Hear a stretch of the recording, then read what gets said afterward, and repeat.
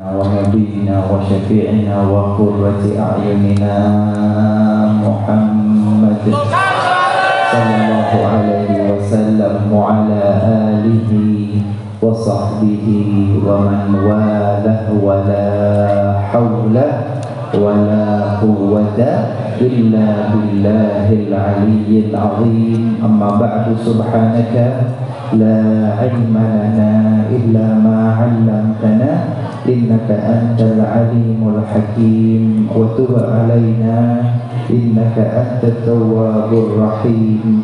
رب اشرح لي صدري ويسر لي أمري واحلل عقدة من لساني يفقه قولي. اللهم أرنا الحق حقا وارزقنا اتباعه وأرنا الباطل باطلا وارزقنا اجتنابه.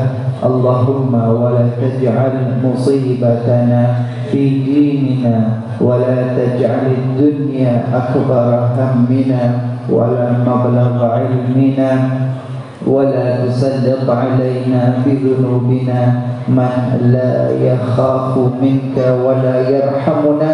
اللهم اجعلنا ممن يستمعون القول فيتبعون أحسنه برحمتك يا أرحم الراحمين. آمين اللهم amin. Tafdhili wa ihtirami, yang saya hormati, yang saya muliakan, segenap para habaib, segenap para alim, ulama, asatidah, jajaran pimpinan dan takmir masjid, segenap hadirin hadirat jamaah yang dimuliakan oleh Allah. Assalamualaikum warahmatullahi taala wabarakatuh.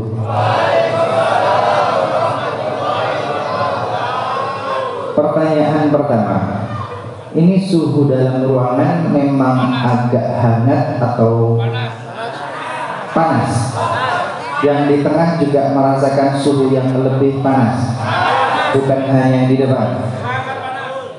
Ya, agak aneh aja gitu ya. Perasaan musim penghujan tapi kok ruangan ini terasa begitu. Apa sirkulasinya kurang atau kipas anginnya juga cukup banyak ya? Baik. Lampu? Baik. Sallallahu alaihi Nabi Muhammad. Jadi perlu difikirkan bahwa masjidnya sudah bagus, sudah indah, sudah luar biasa, tapi suhu yang hangat juga mengurangi keindahan suasananya ya. Mungkin kalau ada ventilasi atau sirkulasi mungkin tidak sehangat ini, atau pakai AC juga mungkin enak ya. Sallallahu alaihi Nabi Muhammad.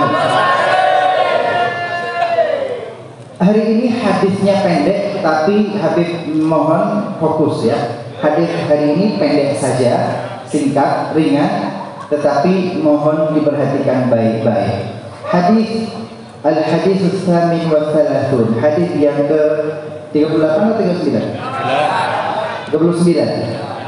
39. Bismillahirrahmanirrahim. Qala al-muallif rahimahullah ta'ala wa nafa'ana bihi wa bi'ulumihi fid darain ila an qala al-hadits tasi' wa thalathun, hadis yang ke-39. An Ibni Abbas radhiyallahu ta'ala anhuma, dari sahabat Rasulullah sallallahu alaihi wasallam yang bernama Abdullah bin Abbas radhiyallahu ta'ala anhuma, anna Rasulullah sallallahu alaihi wasallam qala, sesungguhnya Rasulullah sallallahu alaihi wasallam telah bersabda, innallaha tajawaza li an ummati al-khata' wal nisyan wa mastukrihu alaihi, rawahul Bukhari. Sallallahu alaihi Nabi Muhammad. Hadis yang ke-39 ini dari sahabat Rasulullah Abdullah bin Abbas, sering disebut dengan Ibnu Abbas radhiyallahu ta'ala anhuma. Sesungguhnya Rasulullah sallallahu alaihi wasallam telah bersabda, innallaha tajawaza li, Sesungguhnya Allah Subhanahu wa ta'ala memberikan toleransi. Allah Subhanahu wa ta'ala memberikan maaf, tajawazali. Allah Ta'ala memberikan toleransi karena aku. Allah Ta'ala memaafkan karena aku bagi umatku. Al-khata' ketika terjadi kesalahan, wan nisyan ketika ia lupa atau lalai, wa mastukrihu alaih dan ia lakukan dengan terpaksa. Sesuatu yang salah atau lupa atau terpaksa dilakukan, Allah Ta'ala memaafkan, Allah Ta'ala memberikan toleransi, Allah Ta'ala tidak menghukum, tidak dosa karena barakah Rasulullah Sallallahu Alaihi Wasallam. Sallu ala Nabi Muhammad. Al-khata', pertama khata', kesalahan itu tidak dosa, kesalahan itu dimaafkan. Kesalahan yang bagaimana? Nah, nanti kita lihat contohnya. Kedua, lalai, lupa, alba. Anda lupa, tidak dosa, tidak diazab. Maka jangan lupa berdoa kepada Allah Ta'ala, Rabbana la tu'akhidna in nasina aw akhtana, dan seterusnya. Apa kok? Apa sudah? Di sini hadisnya Allah Ta'ala tidak menjadikan itu penyebab dosa dan penyebab azab ketika kita salah, kita lupa, atau yang terakhir terpaksa. Sekarang contohnya, sallu ala Nabi Muhammad, sallu ala Nabi Muhammad. Al-khata', kesalahan yang terjadi. Contoh misal, hari ini acaranya di masjid, maka jamaah datang berbondong-bondong. Sebelum acara dimulai sudah datang ke lokasi, bahkan ada yang maghrib sudah sampai lokasi. Alhamdulillah. Ketika sampai di lokasi waktu maghrib, maka melaksanakan sholat maghrib di masjid ini. Rakaat pertama, rakaat kedua, rakaat ketiga. Rakaat ketiga duduk tahiyat, membaca bacaan tahiyat atau tasyahud. Innaka hamidum majid. Kemudian harusnya salam, tapi saking senangnya, saking semangatnya, ngerasa ini sudah isya, bangun masuk rakaat keempat, Allahu Akbar, berdiri.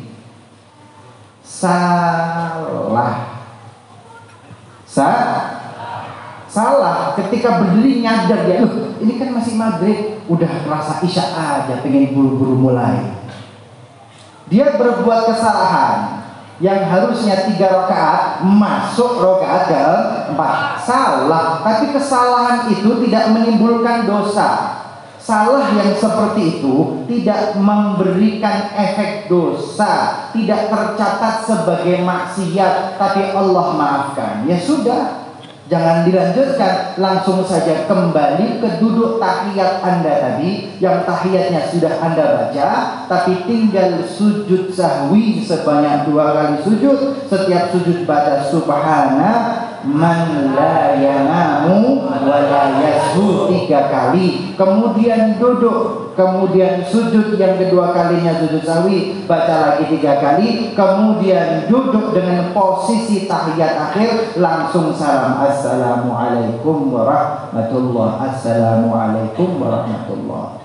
Kesalahan seperti tadi tidak menimbulkan dosa, tidak dicatat maksiat, Allah maafkan, tetapi ada efek hukumnya, yaitu sujud sahwi. Sallu ala Nabi Muhammad. Ini kesalahan. Yang kedua, contoh yang kedua selain khata', an-nisyan, lupa. lupa. Anda sholat maghrib 3 rakaat, rakaat pertama dijalankan, rakaat kedua dijalankan, rakaat kedua seharusnya Anda duduk tasyahud atau tahiyat awal. Tapi ternyata nisyan, ternyata lupa. Ketika sujud pada rakaat kedua tadi, subhana rabbiyal a'la wa bihamdih, tapi langsung berdiri Allahu akbar. Dari sujud di tahiyat kedua langsung bablas berdiri masuk rakaat ketiga. Harusnya duduk untuk tahiyat atau tasyahud awal, tapi lupa. Langsung masuk berdiri langsung rakaat ketiga. Bagaimana? Dia lupa tasyahud pertama, dia lupa tahiyat awal, tidak dosa. Nisyan itu lupa dia, lalainya dia, tidak menimbulkan dosa, bukan maksiat, tidak membatalkan sholatnya. Lantas bagaimana, Beb? Nanti selesai rakaat ketiga, selesai membaca tahiyat akhir, selesai membaca tasyahud akhir, sebelum salam silakan sujud sahwi 2 kali. Jelas? Beb, kalau saya sujud di rakaat kedua, sallallahu alaihi Muhammad, perhatikan, Beb, saya sujud di rakaat kedua, harusnya saya tasyahud atau tahiyat awal, tapi kemudian lupa, saya langsung berdiri Allahu Akbar, berdiri di rakaat ketiga. Apakah saya boleh balik duduk? Bolehkah saya ketika sudah tegak berdiri di rakaat ketiga, saya kembali duduk untuk tasyahud awal? Jawabannya tidak boleh. Kenapa tidak boleh? Di tasyahud awal, tahiyat awal itu sunnah ab'am, sedangkan berdiri untuk rakaat ketiga rukun yang hukumnya fardu. Maka yang rukun, yang fardu tidak boleh dikorbankan untuk melaksanakan yang sunnah. Sallallahu alaihi Muhammad. Ya, kalau sudah terlanjur masuk ke rakaat ketiga, ya sudah, bablas, lanjutkan rakaat ketigamu. Tapi nanti setelah tasyahud akhir, setelah tahiyat akhir, sebelum salam, silahkan dengan sujud sahwi 2 kali. Sujud subhana man la yanamu wa la yashu dibaca 3 kali, kemudian Allahu Akbar, duduk seperti biasa. Rabbighfirli warhamni wajburni warfa'ni warzuqni wa'afini wa'fu anni. Kemudian sujud sahwi yang kedua kalinya, subhana man la yanamu wa la yashu 3 kali. Kemudian duduk dengan posisi tahiyat akhir, langsung salam, assalamualaikum warahmatullah, assalamualaikum warahmatullah. 2 contoh ya. Contoh pertama, salah ketambahan rakaat. Yang kedua, lupa tasyahud awal. Yang ketiga, dilaksanakan karena terpaksa. Shallu ala Nabi Muhammad. Yang ketiga, Anda lakukan terpaksa. Anda tidak sholat, Anda meninggalkan sholat, tapi terpaksa. Terpaksa yang bagaimana? Seumpama dalam perjalanan naik pesawat butuh waktu yang panjang, berangkat malam sampai sono pagi, sehingga ketinggalan sholat subuh. Ini yang pernah umroh. Hilang sholat subuh. Bagaimana? Ya sudah, wamasudhu oleh terpaksa. Karena kalau memaksakan diri, saya kemudian ke toilet belakang, wudhu dengan air, nekat wudhu di dalam pesawat, mohon maaf, wudhumu itu taharah, wudhumu tapi itu ibadah. Tapi air yang mengucur dengan jumlah banyak dan berlebihan, kalau ngeresep ke pesawat, beresiko kelistrikannya, beresiko dengan sistemnya, beresiko dengan komputernya. Gara-gara wudhu satu orang, nyungsep satu pesawat.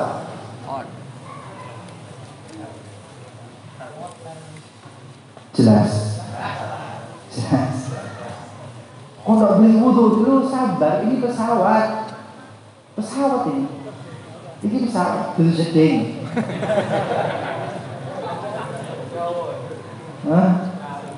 Jangan ngotot dengan wudhu dan ibadahmu bagus, wudhumu bagus, tapi gara-gara air wudhumu kemudian air yang meresap ke bagian-bagian pesawat, merusak navigasi, merusak sambungan-sambungan kabel, error, gambarnya hilang. Ya kalau layar ini gambar hilang tidak resiko apa-apa. Nah kalau pesawat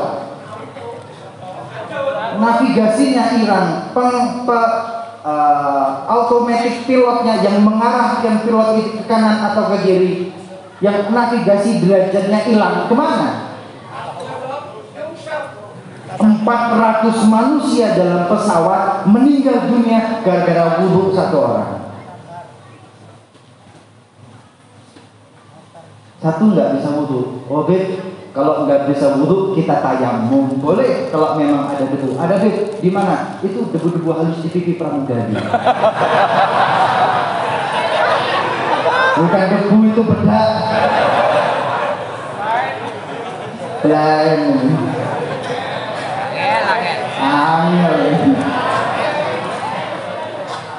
Ya kalau memang ada debu, bukan debu yang begitu ya.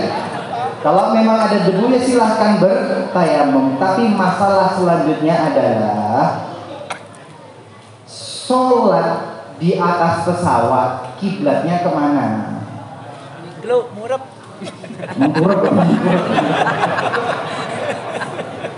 Kiblatnya murep. Satu, kiblatnya mana?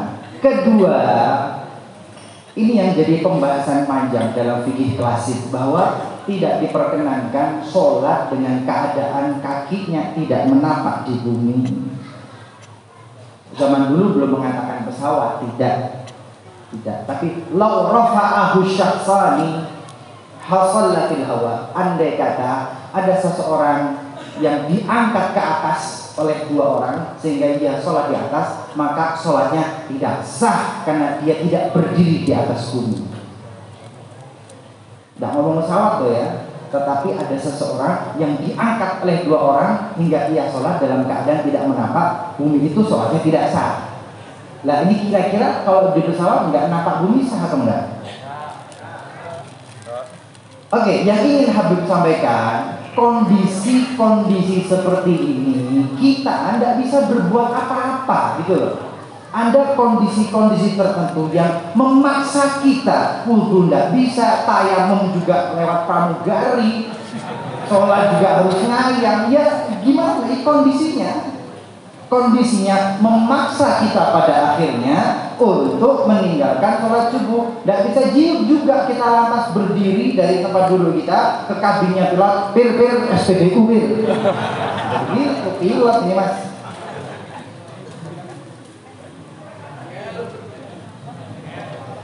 Yang ketiga, wa mastukrihu alaih, yang terpaksa ia jalani maka tidak dosa. Allah berikan tajawaz, Allah berikan toleransi, Allah berikan maaf, Allah berikan rukhsah pengecualian dalam kondisi-kondisi tertentu. Alhamdulillah. Banyak-banyak berdoa kepada Allah. Rabbana la tu'akhidna in nasina aw akhtana. Rabbana wa la tahmil alaina isran kama hamaltahu 'alal ladzina min qablina. Rabbana wa la tuhammilna ma la taqata lana bih wa'fu 'anna waghfir lana warhamna anta maulana fansurna 'alal qaumil kafirin. Wa'fu minkum. Wassalamu alaikum warahmatullahi ta'ala wabarakatuh.